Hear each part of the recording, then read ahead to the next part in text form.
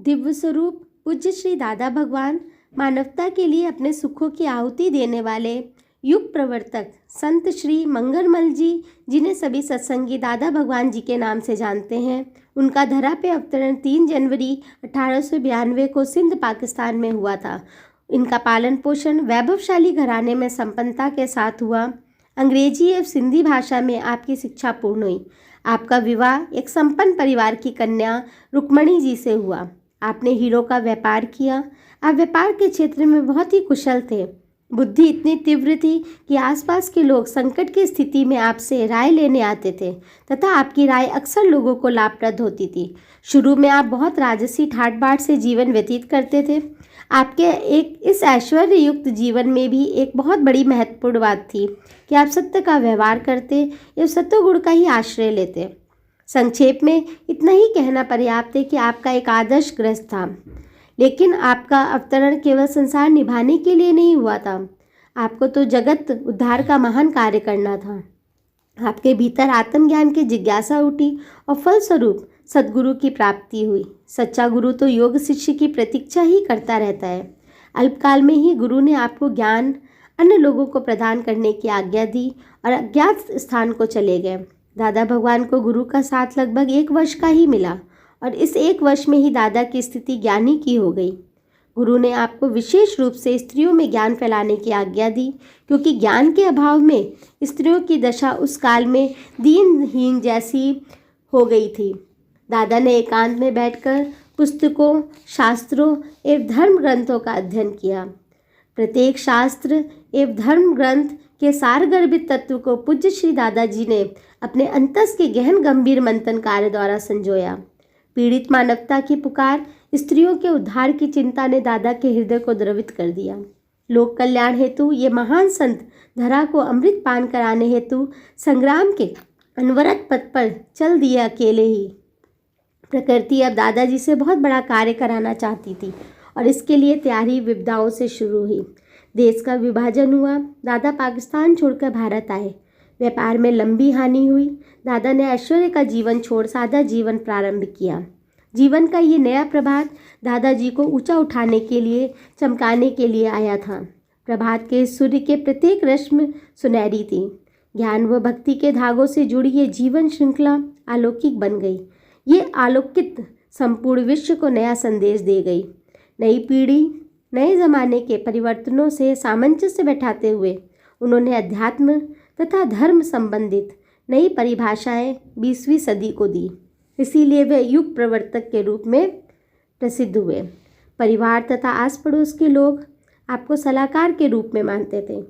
उनकी मधुरता की सुगंध उनके परिवार वालों के मध्य में इसी तरह फैली कि उनकी बेटी चंद्रा आगे चल के गुरु परंपरा की हकदार बनी तथा गीता भगवान के नाम से प्रसिद्ध हुई। कहते हैं कि उनकी एक बहू से किसी ने प्रश्न किया कि तुम्हारे ससुर तो हीरे के व्यापारी थे, आपको बहुत हीरे दिए होंगे। बहू ने जवाब दिया, हाँ, मेरे ससुर ने मुझे बहुत आध्यात्मिक हीरे दिए हैं, जिनको ना चोर कभी लूट सकता है और ना ही ये अध्यात्म के हीरे कभी खो सकते हैं। इनके परिवार वालों की इनमें अगाध श्रद्धा थी। दादाजी का हृदय सरल, बुद्धि कुशाग्र, स्वभाव बाल सुलभ था। बच्चों के साथ मिलकर बच्चे बन जाना, युवा के साथ युवा तथा वृद्ध के साथ वृद्ध उनके स्वभाव की मुख्य विशेषता थी कि वे कहते थे कि अपने को नायलॉन की जुराब बना लो जो सबको फिट हो जाती है। अपने को रबड़ की गुड़िया बना लो जो हर तरह से मुड़ जाती है, क्योंकि मुड़ने वाला जुड़ता है, अड़ने वाला टूट जाता है, बिखर कर रह जाता है। दादाजी के हृदय में स्त्रियों की दीन दशा के प्रति एक विशेष प्रकार की दया थी।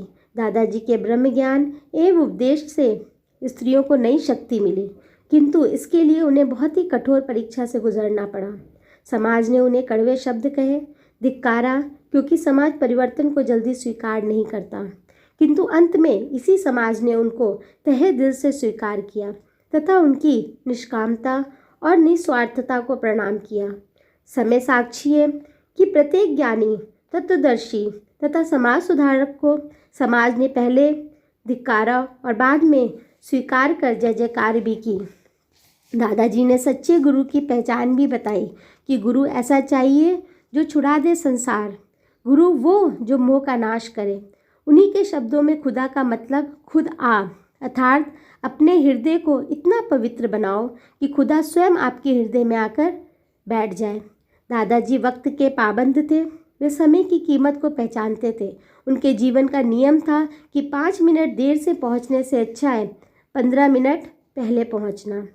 प्रश्न करने आए एक साधक ने कहा कि उसे अपने बेटे की मृत्यु हो जाने का गहरा दुख है। तब दादाजी ने सख्त लहजे में जवाब दिया कि तुम अमानत में ख़यानत करते ही क्यों हो? ये सब ईश्वर की लीला है, वो फैलाता भी है और समेटता भी है। संपूर्ण संसार में ईश्वर ही ईश्वर व्याप्त है। संसारिक प्रपंच से उनकी रुचि हो चुकी थी। उनकी पत्नी भी कभी प्रपंच की बात करती तो दादा कहते, करतूत पशु की मानुष जात, लोग पचारा करे दिन रात। संसारिक विषयों पर यहाँ तक कि उनके शरीर की अस्वस्थता के विषय में भी बात करता तो उन्हें उचित नहीं लगता। वे सदैव यही कहते कि I am better than you. दादाजी का संपूर्ण जीवन एक संग्राम था।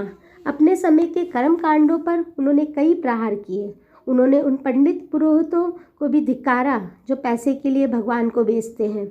उनका कहना यही रहा कि जैसे जीवन की अमूल्य वस्तुएं हवा, पानी या सूर्य की रोशनी हमें निःशुल्क मिलती है, उसी प्रकार ब्रह्म विद्या देने वाले गुरु को भी निस्वार्थ एवं निष्काम होना चाहिए तथा गुरु को कभी भी ज्ञान को उदरपूर्ति का साधन नहीं बनाना चाहिए। उन्होंने उपदेश दिया कि मंदिर में रहकर भगवान आज तक पुजारी से पर्दा रखता है। भगवान मन मंदिर में रहता है। प्रत्येक घट उसका निवास है, प्रत्येक श्वास उसकी घंटी है, प्रत्येक मुस्कुराहट उसकी सुगंध है। दादा भगवान को गुरु का संबोधन अच्छा नहीं लगता था। पैर छूना भी उन्हें पसंद नहीं था। वे जीवन भर गुरु नहीं बने, किंतु उनके प्रेमियों ने उन्हें गुरु का संबोधन दिया। उनकी वाणी में जोश तथा चेहरे पर तेज सदैव दिखता था। अपरिग्रह उनके जीवन का यथार्थ पहलू था। बेसहारों के सहारे, करुणा की मूर्ति, शक्तिशाली वचनों के इस महान संत ने अंतिम बेले में बोला, मेरी हिम्मत देखो, मैं आता जाता नहीं हूँ, मैं सदैव ही हूँ। मैं कल भी था, आज भी हूँ और कल भी रहूँगा। मेरा नाश नहीं होता। मैं अमर सच्चित आनंद स्वरूप हूँ।